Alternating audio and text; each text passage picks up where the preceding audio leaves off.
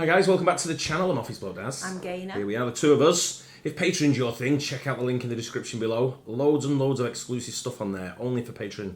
Starts at $3 a month. And it's things like full watch-alongs, Modern Family. F is for Family. Yeah, Always Sunny in Seinfeld. Philadelphia. Modern Family. Welcome to Wrexham. Yeah. The Quarterback. And we'll soon be starting The Receiver We are. as well. So a couple of things on there as well, which are pretty good. Bit of Lawrence, Lost in a Pond. Yes. 6 food dishes only discovered after moving to America. I know one of them, what one of them's going to be. What? Biscuits and Gravy. Yep. Never even heard of it till I lived there. Do you know what? When we lived there, I never even tried it. I don't think. I've had it since, and I made it. Yeah. And it's really, really good. Yeah, I remember going to Perkins and it being on the menu because even like we would never ever have steak for breakfast. Yeah. But there was like steak and eggs, and I was like, really? Not gonna lie, when I used to go to the Golden Bell Diner, one of my friends used to own it in Freehold, New Jersey, and we used to go in and I thought steak and eggs for breakfast. I thought I'm gonna have that, and I had it. And I tell you what, never looked back. Yeah, it was good. Yeah, it was really good. But it's not something that we would. You wouldn't have. know. It's not a breakfast dish over here. It's like when we went on holiday to Asia and they were all eating rice for breakfast, and I'm like, who has rice for breakfast? I don't Rice Krispies. Yeah, that's about closest I get. Anyway, let's have a look at this. 6 food dishes only discovered after moving to America. Lawrence, Lost in a Pond. Hello, I'm Lawrence and I'm on a quest to uncover all of the memos that Britain and America lost in the pond, and one of those memos pertains to food. Specifically, food dishes that I only encountered after moving to the United States. And I'll be honest with you, those of you who have seen my food-related videos in the past will know that this video could be a list of 150 food dishes. So I've kept it to 6 in the hope that if it's successful, we'll do a part 2, and a part 3, and a part 4. You get the picture. Now, before we look at the dishes in question, if you've not had a chance to subscribe to this channel, do that now! In the meantime, here are 6 food dishes that I never encountered back in Britain, but did so once I moved here. Before I became a resident of the United States, the words clam and chowder very rarely found themselves emanating from my mouth. And similarly, the food item in question very rarely entered it. In fact, it never did, because clam chowder is, of course, a dish that is specifically synonymous with American cuisine and, even more specifically, Northeastern cuisine. So there's 2 types of clam chowder, isn't there? Because it was that one he was stirring then, which like was a like white a one. soup, and then there's one that's got like it's a creamy one. Yeah. But I'm not sure what Is that New England clam chowder. Ah, I think you're right. I think there is a New England clam chowder. I do remember that. Yeah, and then there was one that was like a soupy one, and one that was like a creamy one. So I think that might be clam chowder. And then New England clam chowder has got like cream in it. Yeah, I think you might be right with that. Yeah. I think there's definitely some other version of it, without doubt. Synonymous with American cuisine and, even more specifically, Northeastern cuisine. And for my non-American viewers who might be thinking, what the heck is clam chowder? Hopefully not at such a high frequency. Clam chowder is basically a chowder soup that contains clams. Was that really so difficult? And perhaps appropriately, for somebody from Old England, I'm most familiar with New England clam chowder. And you might be thinking, ooh, Lawrence, but I thought you lived in the Midwest. And I do live in the Midwest. But something that you need to know about the United States is that while it does have a lot of sort of regional dishes that remain regional to that region, some dishes start life regionally and then make their way across the country. And the same is true of clam chowder. And I remember having it for the first time at a very expensive seafood restaurant. And before you go, oh, Lawrence, it sounds like somebody's getting a little too big for their boots. This was 10 years ago. In Indianapolis. And to prove to you that I remain a completely down-to-earth YouTube sensation, the only other time that I've had clam chowder was in a mall. Because this is America, where there are more food courts than legal courts. That's probably not true. Just before we get into Meatloaf, that clam chowder story, where was it that you used to serve? They used to give us like little paper cups with soup in it, and like salty biscuit. Was it Wendy's?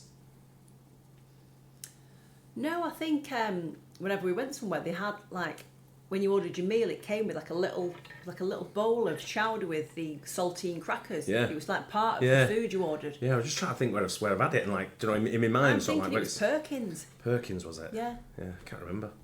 If you'd have asked me 20 years ago, Lawrence, what is Meatloaf? My answer would have been unequivocal. Meatloaf is that actor that was in Fight Club, the same guy that used to sing power ballads written by John Steinbeck. I think I was supposed to say Jim Steinman. But during the harsh winter of 2008, was it really that? It wasn't that bad. I was introduced to a food item by the name of meatloaf. And it is literally, as the name suggests, a loaf of meat. Don't like it, me. I can't believe that he's saying that he's never had meatloaf, because my mum used to make meatloaf every Sunday. All my friends would have like chicken or roast beef or lamb. My mum would make meatloaf because it was cheap. It's definitely a northern dish in the UK, I'd say, as well. And he's from Grimsby, isn't he, Lauren? So that's the north. Yeah. But he didn't look anything like that. That looks more like a massive piece of spam shaped like a loaf. Yeah, yeah, because this was like, it was more like dark brown, like a beef. Beef, yeah. You would have with like mash and gravy type thing. But I just don't like it. It's too much meat for me. Yeah, I'm not a fan of it. Smushed together with other ingredients until it forms the shape of, well, bread, which I've just realised is the name of another 70s rock group. And just like with bread, it's usually served in slices, which is something I wish somebody would have told me before I tried to eat it with a spoon. Anyway, meatloaf, the food, is not something that most British people would be familiar with. But in doing a little bit of research for this video, I discovered that hacelet, which is a cut of meat that originated in my home county of Lincolnshire, is itself a type of meatloaf that doesn't enjoy anywhere near the ubiquity, a word that they dared me to get into the video, that meatloaf does in the United States. While some of the dishes on this list came to my attention more or less immediately after I moved to America, there are some I only found out about in the last couple of years. And indeed, those of you who were watching my channel 2 years ago will know that this includes a dish called chicken fried steak. In fact, if it hadn't been for my collaboration with a Scottish YouTube sensation by the name of Sean, I might to this day have no idea what that is. Chicken fried steak. Have you ever heard of chicken fried steak? Never heard of it. Where did you see that? There was in this diner, and it was, I didn't know if it was chicken or steak, but I think it's beef. Anyway, don't take my word for it. Instead, here's me from 2 years ago with more details. That's amazing. It's the gravy that makes it. I'm just going to try a little piece without gravy to see what that's like. Yeah, even without gravy, it's definitely still fried. But Sean was right. I mean, this is pretty phenomenal, and I think that, you know, if I could, I'd eat one of these every day, but I'd go into cardiac arrest. Perhaps the biggest surprise is that while it does indeed contain steak, and while it is indeed fried, there is no chicken. And speaking of chicken, guess what's for dinner? I'll give you a clue. It arrived courtesy of today's sponsor, Factor 75. And I say arrived because for me that's the best thing about Factor meals. After a day of filming, editing and waking up at 11 in the morning, a YouTube sensation like me doesn't always have time to prep his own dinner or wash a cheese. And I swear a lot. It does, because their meal quality. Better yet, they're literally from every week, the link below, and use code LITP50 to get 50% off your first Factor box and 20% off your next month of orders. That's code LITP50 at factor75.com to get 50% off your first box plus 20% off your next month of orders.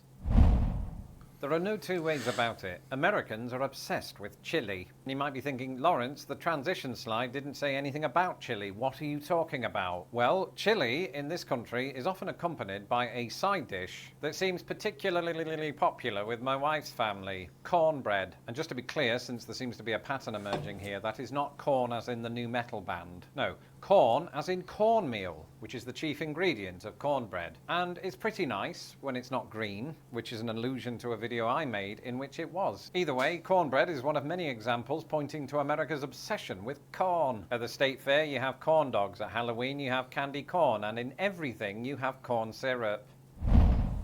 For most of us Brits who relocate here to America, hearing the word biscuits and gravy in the same sentence is profoundly frightening, because there are two things that I think most of us don't know until we move here. Number one, the gravy in question is usually this sort of thick, white concoction that's quite spicy. Compare this to the gravy that we're used to back home, provided by the likes of Bisto, which is a darker, thinner kind of liquid. But the other major difference is the way in which Americans define the word biscuit. In Britain, of course, a biscuit is what Americans would call a cookie. So perhaps you can see why the term biscuits and gravy might make us do a bit of sick. Until we learn that in America, a biscuit is a form of savoury baked bread that they push on you a little too much at Red Lobster. And I say too much because American-style biscuits are actually really nice. And I have been known to devour 6 or 7 of those before my fish and chips arrives. Of course I still eat the fish and chips. Do you think I'm a psychopath? And I must say, since it is a popular dish here in the Midwest, biscuits and gravy is actually quite nice once you overcome the initial trauma. And finally, I think it is the biscuits and gravy thing. Is when I first tried it, I tried it at David's place in Nashville. Yeah. And I was just, for me, I was just like, wow. Yeah. Delicious. I did a video where I made biscuits and gravy. Yeah. Biscuits didn't turn out too good. The gravy was really hockey good. pucks. Yeah, the gravy was good though, wasn't it? It was, yeah. But it's something I would definitely have. Yeah, I would order again. Yeah, 100%. Tacos. Tacos. An entry that really ought to come with a couple of caveats. Number one, tacos, like a lot of popular dishes in America, aren't actually American. To which you are thinking, no they're obviously Mexican. But, as I've spoken about a lot on this channel, Mexican food is very popular here in the US. As I've also pointed out, it has in recent years. Mexican's my favourite cuisine. Is, yeah. You do like it. If I could choose any cuisine around the world, Mexican wins. Whenever we order it, it comes. It's so heavy. Like it's so dense, full of like rice and everything. Yeah, it's the best. I don't know how you eat it. It's the best food. It's the best food. Yeah, without a doubt. Gained a foothold back in the UK, but I haven't been there for any of that. So I only encountered tacos, both the word and the food, in the years that I've been living on this side of the pond. And of all of the many Mexican dishes you can get here, tacos seem to be the one with which Americans are most obsessed. Basically, if you don't know what tacos are, then you're not from North America. You take a mini tortilla. I know how it's pronounced, I'm just messing with them. And you put whatever on them, chicken, guacamole, beans, salsa, and you wrap it up, usually badly in my case, and you just eat about maybe 3 of them. Personally though, I find it easier and maybe less messy just to have a quesadilla. Which makes me realise this entire list could have just been Mexican food. Well, if I've learned anything today, it's that talking about food makes me really hungry, because at this point I haven't yet filmed the bit where I eat the Factor 75 meal. I'm going to do that in a minute and I'm really excited. But I've also learned that there are a surprising number of American recording artists named after food. Who else have you got? The Smashing Pumpkins, the Red Hot Chili Peppers, Pearl Jam. If you would like to watch more of me experiencing chicken fried steak and you haven't watched this video yet, you'll do that next. And until the next video, goodbye. Yeah, it's like I say, when you go to the USA, the food that you get over there is portion size is very different to what they are over here. Yeah. And you can never, we've said it many times, you can never, at one sitting, it's very difficult to eat the full amount. Yeah. Although when I used to go to the Outback Steakhouse, I used to try and polish off the salad, my kookaburra wings and a steak and a dessert while drinking a big bloke. Yeah. So more than one big bloke, but yeah. It's some of the food dishes they have over there. They are making the way over here. It's a lot of the restaurants over here nowadays are becoming very Americanized. Yeah. Do you know that's not come over here yet though, and I've been waiting for ages for it to come. And it's so basic. Penne alla vodka. Yeah, you don't get penne alla vodka over here, do you? No. It's like the pink to, sauce, isn't it? Yeah, I used to love it. Yeah. I wonder why you don't get it over here. I don't know. Yeah, it's a strange one that. Yeah. Yeah, because everything else is, like you say, a lot of the stuff, a lot of restaurants now that are sort of like opening up, especially the fast food chains, are all very American, sort of like themed, sort of like styled with the smash burgers and all this kind of stuff. Yeah. And it's, for me, it's great because it's my type of food. Yeah. But Mexican food is getting real big over here now. I like Mexican food, but I don't like the big stuffed ones like you do. The burritos. Yeah, I'm not a fan of those. I like quesadillas. Tacos. Yeah, and I like tacos, but yeah, I like fish tacos. There you go. 6 foods dishes undiscovered after moving to America for Lawrence. Hope you guys enjoyed it. Don't forget to like and subscribe. See you on the next one. Bye. Cheers.